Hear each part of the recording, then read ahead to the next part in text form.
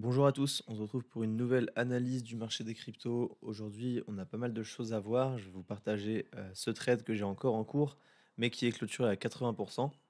Donc, on va rentrer tout de suite dans le vif du sujet. Donc, premièrement, on va voir pourquoi j'ai pris ce trade, les différentes raisons qui m'ont poussé à le prendre et comment je l'ai managé par la suite. Ensuite, on va voir ce qu'on est venu faire cet après-midi avec le PPI. On a eu aujourd'hui le PPI à 8h30 aux US, donc 14h30 heure de Paris. Et ensuite, on va pouvoir voir un potentiel setup de long que je surveille pour la suite. Donc, concernant ce trade, qu'est-ce qu'on avait? On avait vu ça donc il y a 48 heures dans la vidéo de mardi soir, un setup où on était à peu près ici. Donc, on était sur un imbalance qui pouvait faire office de résistance, mais j'attendais pour moi un retournement dans le prix.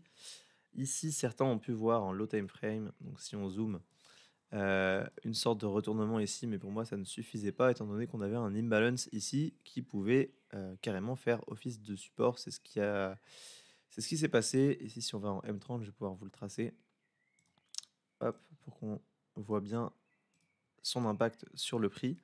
Le prix est parfaitement venu rebondir dedans sans clôturer en dessous. Et donc, on a continué la hausse. Donc, moi, j'avais tracé ma zone de Fibonacci ici, que j'appelle zone OTE. Et j'avais remarqué ces deux plus hauts qui nous formaient un equal high et donc un cluster, une zone de liquidité importante pour le prix. Et on est parfaitement venu la liquider. Donc, c'est parfaitement ici que je suis entré. Et j'ai mis mon stop au-dessus du dernier plus haut, étant donné que ce genre de gros mouvements, grosses mèches avec grosses réjections, sont rarement dépassés comme ça sans aucune raison. On vient souvent buter dessus. Donc c'est pour ça que je suis rentré ici, avec un risque de 2%. Donc c'est-à-dire que cette amplitude-là de 1200 pips, c'est 2% donc de mon risque que j'ai envoyé sur ce trade. Comment je l'ai managé par la suite? Ici, je m'attendais à un potentiel rebond dans la zone OTE que j'ai identifié ici.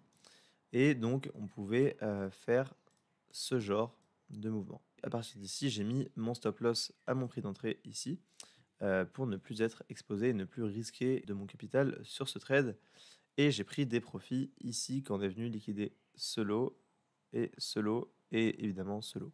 Ensuite, on est venu descendre un petit peu plus bas que ma prise de profit et on n'est pas venu sous ce lot. On a formé une zone de liquidité donc avec ce lot ici et ce lot ici qui pour moi était évidemment voué à être retesté. C'est ce qu'on a fait ici. On est venu liquider ces deux plus bas, mais mon TP était sur cette zone-là. Donc je n'ai pas été fill, je l'ai été par la suite. Donc ici, le prix est revenu dans cette zone d'imbalance ici. On ne la voit pas, mais on voit bien qu'il y a un mouvement très brutal. Et je suis sûr que si je descends, j'aurai une zone d'imbalance. Même pas. S'il a une petite, mais globalement, ici, si on trace des volumes horizontaux sur ce mouvement, on verra bien qu'il y a du volume à combler. Et c'est ce qu'on a dû faire juste ici pour se faire rejeter par la suite. À partir d'ici, on a formé également un imbalance. Donc j'ai mis mon stop juste ici afin de pouvoir voir le prix potentiellement faire un rebond comme ça et se faire rejeter et ne pas me faire sortir. Ici, j'ai pris 30% de profit étant donné qu'on était revenu dans la zone de Fibonacci que j'avais tracé ici, donc de l'entièreté du mouvement, sachant que dans l'ensemble, c'était un mouvement que je visais en A, B, puis C.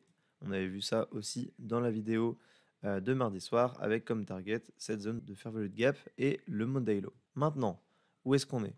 On est donc dans cette zone de Fibonacci, donc on peut s'attendre à un rebond ici. Maintenant, laisser un low ici et un low qui est le Monday Low ici, bon, ça me paraît un peu gros. On a liquidé ce low ici, mais je me demande si ça suffit. Donc simplement, moi je m'attends à potentiellement un peu de retour de force du prix et se faire rejeter dans cette zone d'imbalance. Donc il me reste 20% de ma position en cours que je clôturerai ici sous le Monday Low. Donc je prends le risque de la laisser actuellement, de mettre mon stop loss ici et de potentiellement voir le prix remonter légèrement pour continuer à la baisse. Important également, on a eu le PPI, comme je l'ai dit tout à l'heure, qui est tombé ici à 8h30 aux US et qui nous a permis d'aller déclencher ce plus bas ici et ce plus bas ici. Donc à chaque fois, on crée des zones de liquidité pour le prix et donc les news sont des événements de liquidité qui nous permettent d'aller nettoyer ce genre de zone.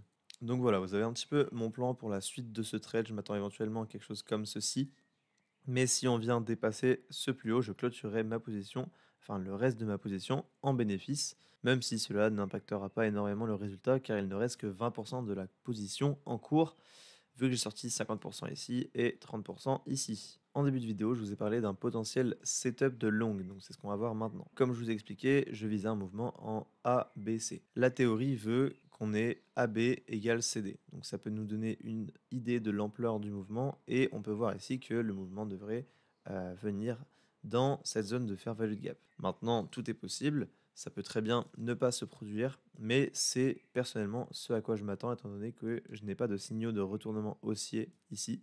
Tant qu'on ne clôture pas en 1 heure, voire en 4 heures au-dessus de cette zone de fair value gap ici, on est selon moi toujours baissier à court terme et on se dirige tout droit vers le Monday Low.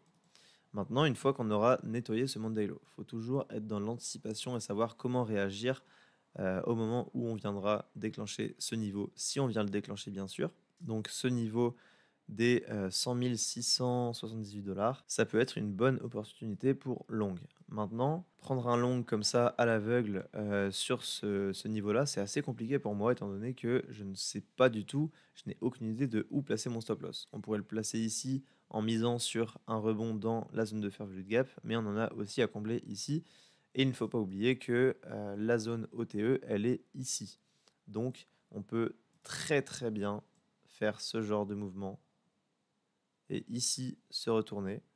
Et notre entrée serait ici avec un stop ici. Donc moi, c'est pas forcément ce que je vais faire de ouvrir un trade à l'aveugle comme ceci.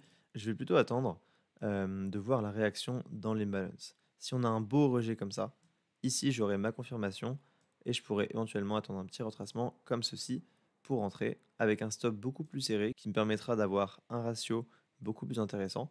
Donc par exemple ici, si on target un nouveau plus haut par rapport au plus haut de lundi, eh bien on peut avoir un ratio de 5,8. Donc ça fait un stop quand même très serré. On verra bien en fonction de comment le prix se développe, mais c'est pour l'instant l'idée que je surveille. Pour l'instant, aucune confirmation, on reste baissier à court terme, donc on n'a rien à faire. Moi, je reste dans mon short avec le reste de ma position. Si je me fais sortir ici, c'est totalement OK, et ça peut m'ouvrir la porte pour long. Si on fait quelque chose comme ça, on peut éventuellement entrer ici avec un stop loss sous le dernier plus bas et donc target un petit peu plus haut comme ceci. Maintenant, c'est assez compliqué parce qu'on serait en train de long avec un low ici et surtout le Monday low ici qui, s'il n'est pas nettoyé, deviendra le previous weekly low, donc c'est le plus bas de la semaine dernière et donc c'est une zone d'intérêt assez importante pour le prix. On va faire un petit tour sur Ethereum également. Je sais qu'il y a beaucoup de monde qui le regarde en ce moment parce qu'il a un momentum assez fort, comme vous pouvez le voir.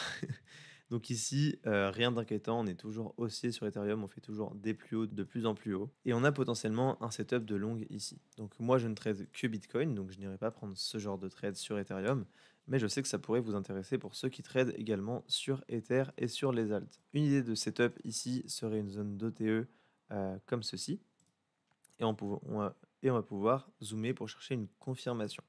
Donc on peut voir qu'ici, en plus grande time frame, on est haussier, mais en petite time frame ici, on est baissier. Et donc tant qu'on n'a pas d'inversion dans cette tendance baissière ici, on n'a aucune raison de passer haussier. Ici, on est venu nettoyer ce plus haut à la perfection et on s'est fait rejeter. On a également des zones de fair value gap ici qui ont fait office de résistance. Donc on n'a aucune raison de prendre un long. Maintenant, le dernier plus bas, il est ici. On est venu clôturer sous ce plus bas pour faire un nouveau plus bas. Donc le plus haut qui a enclenché la cassure de ce plus bas, il est ici. Donc ma vision des choses serait simplement d'attendre une clôture en 1 heure au-dessus de ce plus haut pour potentiellement s'attendre à ce genre de mouvement, un retracement, et ici on pourrait rentrer long avec un stop assez serré, comme ceci, et target un nouveau plus haut. Moi, c'est potentiellement un trade que je pourrais prendre en perso, mais je ne le prendrai pas du coup avec Apex Edge Capital, étant donné que c'est une stratégie que j'applique uniquement sur Bitcoin. Mais en perso, si vraiment j'ai quelque chose de très très propre sur Ether, je pourrais éventuellement songer à prendre ce trade. Étant donné que pareil, en 4 heures, j'imagine qu'on a, ouais, en fait, on a vraiment beaucoup de fair value gap ici. toute cette zone-là est à retravailler et on est venu, vous voyez, parfaitement mécher jusqu'à la fin de cette zone-là et on est en train de rejeter très, très fort. Si on descend, en unité de temps, on peut voir ici que on pousse très, très fort par le haut et éventuellement, si on continue comme ceci à faire des bougies haussières et qu'on peut break, on aurait, du coup, en plus haut de time frame, donc en 30 minutes, voire en 1 heure, je pense. Non, en 1 heure, la bougie n'était pas comme ça, OK. En restant en 30 minutes, on aurait une sorte de BPR ici qui pourrait nous faire un très, très beau support. Donc on aurait une zone, par exemple, comme ceci, dans laquelle le prix pourrait venir trouver support et qui pourrait nous permettre de rentrer longue pour target des nouveaux plus hauts. On a beaucoup de liquidités à chaque plus haut ici qui ne demande qu'à être prise. On devra quand même rester vigilant dans cette zone-là de Fair Value Gap, hop, que je vous trace, et la zone OTE qui se trouvera ici sur les niveaux des 2637 dollars jusqu'à 2681 dollars. Donc voilà, ça vous donne un potentiel autre setup sur Ethereum. Donc on a vu 2 setups aussi aujourd'hui, plus le short que j'ai pris sur Bitcoin. J'étais très fier de mon entrée, franchement. C'était vraiment pixel. On est parti à la baisse directement. On voit ici que suite à la prise de ce lot et de ce lot, on a une belle réaction haussière qui pourrait, certains verront ici une inversion de structure si on vient s'affranchir de ce plus haut. Ici, on n'a pas eu de clôture, donc c'est assez compliqué à juger, mais ça pourrait vraiment suffire pour retourner la tendance à court terme et se diriger vers la zone de Fair Value Gap sur les niveaux des 103 150 à 103 450. Donc voilà, c'était tout pour moi pour aujourd'hui. Je vous rappelle que dans la description, vous avez un lien BitGet pour avoir un pass VIP de 2 semaines offert et une réduction de frais à vie et qui vous donne surtout l'accès exclusif à mon système qui s'appelle Apex Edge Capital et qui vous permet de copier mes trades totalement gratuitement. Vous conservez 100% des gains. Donc j'espère comme d'habitude que cette vidéo vous a plu, qu'elle vous a éclairé dans vos prises de décision. Et je vous laisse vous abonner, activer la cloche et mettre un pouce bleu. Merci d'avoir regardé cette vidéo et on se dit à la prochaine.